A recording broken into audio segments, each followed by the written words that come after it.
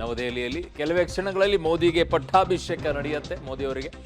So ಏನಾಗುತ್ತೆ, ಯಾವ ರೀತಿಯಾಗಿ ನಡೆಯುತ್ತೆ ಕಾರ್ಯಕ್ರಮ, ರಾಷ್ಟ್ರಪತಿ ಭವನದಲ್ಲಿ ಐತಿಹಾಸಿಕ ಕಾರ್ಯಕ್ರಮಕ್ಕೆ ಈಗ ಎಲ್ಲ ಸಜ್ಜಾಗ್ತಾ ಇದೆ.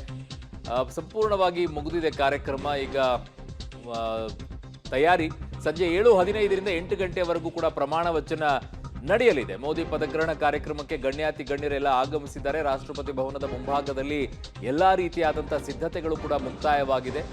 ಗಣ್ಯರೆಲ್ಲ ಈಗ ಆಗಮಿಸ್ತಾ ಇದ್ದಾರೆ. ಕಾರಣ 7:15 ಅದು ಕಾರ್ಯಕ್ರಮ ಆರಂಭವಾಗುತ್ತೆ ಅಂತಂದಾಗ 5:15 ಗಂಟೆಯಿಂದನೇ ಆರಂಭ ಮಾಡ್ತಾರೆ. ಕಾರಣ ಮುಂಭಾಗದಲ್ಲಿರುವಂತಹ ಕೆಲವು ಸೀಟ್ಗಳಲ್ಲಿ ಆಸೀನರಾಗಬೇಕಾಗಿರುವಂತವ್ರು ಬೇರೆ, ಯಾರ್ಯಾರು ಯಾವ್ಯಾವ ಜಾಗಗಳಲ್ಲಿ ಕೂತ್ಕೊಳ್ಬೇಕು ಅಂತ ಎಲ್ಲ ವ್ಯವಸ್ಥೆಗಳನ್ನ ಕೂಡ ಮಾಡಿರ್ತಾರೆ. ಇಲ್ಲಿ ಕೆಲವು ಸೀಟ್ಗಳಿಗೆಲ್ಲ ಹೆಸರುಗಳನ್ನ ಹಾಕಿರ್ತಾರೆ. ಇನ್ನು ಕೆಲವರಿಗೆ ಹಿಂದ್ಗಡೆಗೆ, ಈಗ ಫಾರ್ ಎಕ್ಸಾಂಪಲ್ ಈಗ ಕುಮಾರಸ್ವಾಮಿ ಅವರು ಹೋಗಿದ್ದಾರೆ ಅಂದ ತಕ್ಷಣ ಅವ್ರ ಕುಟುಂಬದವರು ಕೂಡ ಹೋಗಿದ್ದಾರೆ. ಅವ್ರು ಎಲ್ಲಿ ಕೂತ್ಕೊಳ್ಬೇಕು, ಅಲ್ಲೇ ಪಕ್ಕದಲ್ಲಿ ಕೂತ್ಕೊಳ್ಳೋಕ್ಕಾಗತ್ತಾ? ಇಲ್ಲ, ಅವ್ರಿಗೆ ಇನ್ನೊಂದಿಷ್ಟು ಆಸನವನ್ನ ಮಾಡಿರ್ತಾರೆ. ಪ್ರಹ್ಲಾದ್ ಜೋಶಿ ಅವ್ರ ಫ್ಯಾಮಿಲಿ ಕೂಡ ಹೋಗಿರ್ತಾರೆ, ಅವರೆಲ್ಲಿ ಕೂತ್ಕೋಬೇಕು, ಅವ್ರಿಗೂ ಒಂದು ಆಸನವನ್ನ ಮಾಡಿರ್ತಾರೆ. ಹೀಗೆ ಆ ಕುಟುಂಬದವರಿಗಿರುವಂಥ ಆಸನ ಬೇರೆ, ಜೊತೆಗೆ ಆ ಪಕ್ಷದಲ್ಲಿರುವಂಥ ಕಾರ್ಯಕರ್ತರು, ಬೇರೆ ಭಾಗಗಳಿಂದ ಬಂದಿರುವಂತಹ ಕಾರ್ಯಕರ್ತರೆಲ್ಲ ಇರ್ತಾರೆ, ಅವ್ರಿಗೂ ಕೂಡ ಕೆಲವು ಕಡೆಗಳ ಆಸನ ಇರುತ್ತೆ. ಅದಕ್ಕಿಂತಲೂ ಎಸ್ಪೆಷಲಿ ಆಗಿ ಬಿಜೆಪಿ ಇರುವಂತಹ ರಾಜ್ಯಗಳ ಮುಖ್ಯಮಂತ್ರಿಗಳು ಕೂಡ ಹೋಗಿರ್ತಾರೆ. ಅವರು ಆಸನವಾಗುವಂಥ ಜಾಗಗಳು ಎಲ್ಲಿ, ಅದಕ್ಕೇನು ವ್ಯವಸ್ಥೆ ಮಾಡಿದ್ದಾರೆ, ಇವೆಲ್ಲವೂ ಕೂಡ ಶಿಸ್ತುಬದ್ಧವಾಗಿ ನಡೆಯುವಂತಹ ಕಾರ್ಯಕ್ರಮಗಳಿದು. ಹೇಗೋ ಹೋಗ್ಬಿಟ್ಟು ಎಲ್ಲೋ ಚೇರ್ ಸಿಕ್ತು ಕೂತ್ಕೊಂಡ್ಬಿಡೋಣ ಅಂತಲ್ಲ. ಸೊ VIP ಗಳು, VVIPಗಳು, ಜೊತೆಗೆ ಪ್ರಮಾಣ ವಚನ ತೆಗೆದುಕೊಳ್ಳುವಂಥವ್ರಿಗೊಂದು ಲೈನು. ನೀವು ಕರ್ನಾಟಕದ ನೋಡೋದಾದ್ರೆ ರಾಜಭವನದಲ್ಲಿ ನೋಡಿರ್ತೀರಾ ಯಾರ್ಯಾರು ಎಲ್ಲಿ ಕೂತ್ಕೊಂಡಿರ್ತಾರೆ, ಹೇಗೆ ವ್ಯವಸ್ಥೆಯನ್ನ ಮಾಡಿರ್ತಾರೆ ಅಂತೇಳಿ. ಕೆಲವು ಚೇರ್ಗಳು ಸಿಗದೇ ಇರಬಹುದು, ಹಿಂದ್ಗಡೆಗೆ ನಿಂತ್ಕೊಳ್ಳೋಕೆ ಅವಕಾಶವನ್ನ ಕಾರ್ಯಕರ್ತರು ಮಾಡಿಕೊಡ್ತಾರೆ. ಆಮೇಲೆ ಸ್ಪೆಷಲ್ ಆಗಿ ಈ ವಿಚಾರದಲ್ಲಿ ಬಹಳ ಭದ್ರತೆಯನ್ನಂತೂ ದೆಹಲಿಯಲ್ಲಿ ತೆಗೆದುಕೊಂಡಿದ್ದಾರೆ. ರಾಷ್ಟ್ರಪತಿ ಮುಂಭಾಗದಲ್ಲಿರುವಂತಹ ದೃಶ್ಯಗಳೇ ಅದ್ಭುತ, ಅಮೋಘವಾಗಿರುತ್ತೆ. ಸಂಜೆ ಇನ್ನೂ ಕೂಡ ಸೂರ್ಯಾಸ್ತವಾಗುವಂಥ ಸಂದರ್ಭದಲ್ಲಿ ಆ ನಯನ ಮನೋಹರ ದೃಶ್ಯಗಳು, ಜೊತೆಗೆ ಲೈಟಿಂಗ್ ವ್ಯವಸ್ಥೆಯನ್ನು ಆದ ನಂತರ ಇನ್ನೊಂದು ರೀತಿಯಾದಂಥ ದೃಶ್ಯಗಳು ಕಾಣಿಸಿಕೊಳ್ಳುತ್ತೆ. ಮೋದಿ 3.0ನಲ್ಲಿ ಕರ್ನಾಟಕದಿಂದ ಕುಮಾರಸ್ವಾಮಿ ಅವರು ಇಳಿತಾ ಇದ್ದಾರೆ ಕ್ಯಾಬಿನೆಟ್ನ ಒಳಗಡೆಗೆ. ಜೊತೆಗೆ ಪ್ರಹ್ಲಾದ್ ಜೋಶಿ ಅವರಿಗೂ ಕೂಡ ಕ್ಯಾಬಿನೆಟ್ ಸಿಗ್ತಾ ಇದೆ ಅಂತಿದ್ದಾರೆ.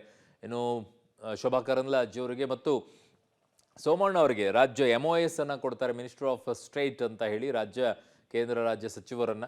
ಸೊ ಹಾಗಾಗಿ ಈಗ ನೋಡಬೇಕಾಗಿದೆ. ನನ್ನ ಸಹೋದ್ಯೋಗಿ ಈಗ ಶಬೀರ್ ನಿಡ್ಗುಂದಿದ್ದಾರೆ. ಶಬೀರ್, ರಾಜ್ಯದ ವಿಚಾರಕ್ಕೆ ಬರೋದಾದ್ರೆ 4ವರೆಗೆ ಸಿಗ್ತಾ ಇದೆ, ಪ್ಲಸ್ ನಿರ್ಮಲಾ ಸೀತಾರಾಮನ್ ಅವರು ಕೂಡ ರಾಜ್ಯದ ಕೋಟಾದಡಿಯಲ್ಲೇ ಕೊಡ್ತಾ ಇರೋದ್ರಿಂದ ಏನು ಮಾಡೋಕ್ಕಾಗೋದಿಲ್ಲ, ಒಪ್ಕೊಳ್ಳೇಬೇಕಾದಂಥ ಅನಿವಾರ್ಯತೆ ಇದೆ. ಬೇಡ ಅಂದ್ರೂ ಬಿಡೋಕ್ಕೂ ಆಗೋದಿಲ್ಲ ಅಂತ ಪರಿಸ್ಥಿತಿ. ಸೊ ರಾಜ್ಯಕ್ಕೆ ಅದೇ ಕೋಟಾ ಸೇರಿಸ್ತಾ ಇರೋದ್ರಿಂದ 5 ಅಂತ ಹೇಳ್ಬೇಕು, 4+1. ಬಟ್ ನನಗೆ ಬಹಳ ಕ್ಯೂರಿಯಾಸಿಟಿ ಇರೋದು ಸ್ಮೃತಿ ಇರಾನಿ, ಅನುರಾಗ್ ಠಾಕೂರ್, ರಾಜೀವ್ ಚಂದ್ರಶೇಖರ್, ನಾರಾಯಣ್ ರಾಣೆ, ಇಂಥವರು ಬಹುತೇಕವಾಗಿ ಕಳೆದ ಕ್ಯಾಬಿನೆಟ್ನಲ್ಲಿ ಇದ್ರು 2.0ನಲ್ಲಿ ಮೋದಿ ಅವ್ರ ಜೊತೆಗೆ. ಅಲ್ಲಿ ಮಿಸ್ ಆಗಿರುವಂಥವ್ರು ಇವತ್ತೆಲ್ಲೂ ಕೂಡ ಕಾಣಿಸ್ಕೊಳ್ತಾ ಇಲ್ವಾ? ಅವರು ಪ್ರಮಾಣ ವಚನ ಕಾರ್ಯಕ್ರಮಕ್ಕೆ ಬಂದಿದ್ದಾರಾ, ಹೇಗೆ, ಅವರಲ್ಲಿ ಅಸಮಾಧಾನ ಇದೆಯಾ ಏನು ಅಂತ? ಅರುಣ್, ಅವರೆಲ್ಲರೂ ಕೂಡ ಪ್ರಮಾಣ ವಚನ ಕಾರ್ಯಕ್ರಮಕ್ಕೆ ಬಂದಿದ್ದಾರೆ.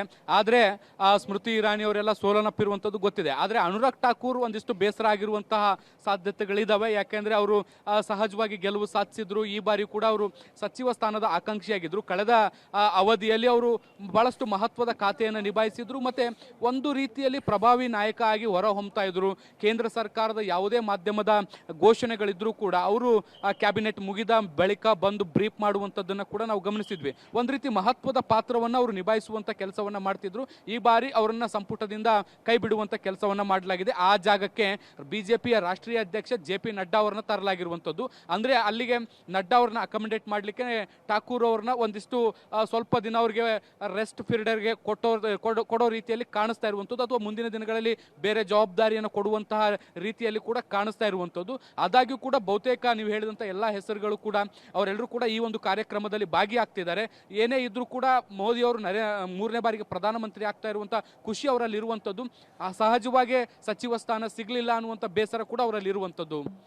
ಅರುಣ್, ಓಕೆ, ಹಾಗೆ ಸಂಪರ್ಕದಲ್ಲಿ ಶಬೀರ್, ಬಹಳ ಕುತೂಹಲವನ್ನ ಕೆರಳಿಸಿರುವಂತಹ ಮತ್ತೊಂದಿಷ್ಟು ವಿಚಾರಗಳು ಕೂಡ ಇದೆ. ಸೊ ಈಗಾಗಲೇ ರಾಷ್ಟ್ರಪತಿ ಭವನದ ಮುಂಭಾಗದಲ್ಲಿ ನೋಡ್ತಾ ಇದ್ದೀರಾ. ಸೊ ಎಲ್ಲರೂ ಕೂಡ ಆಗಮಿಸ್ತಾ ಇದ್ದಾರೆ, ಸಿದ್ಧತೆಗಳು ಕೂಡ ಎಲ್ಲ ನಡೀತಾ ಇದೆ.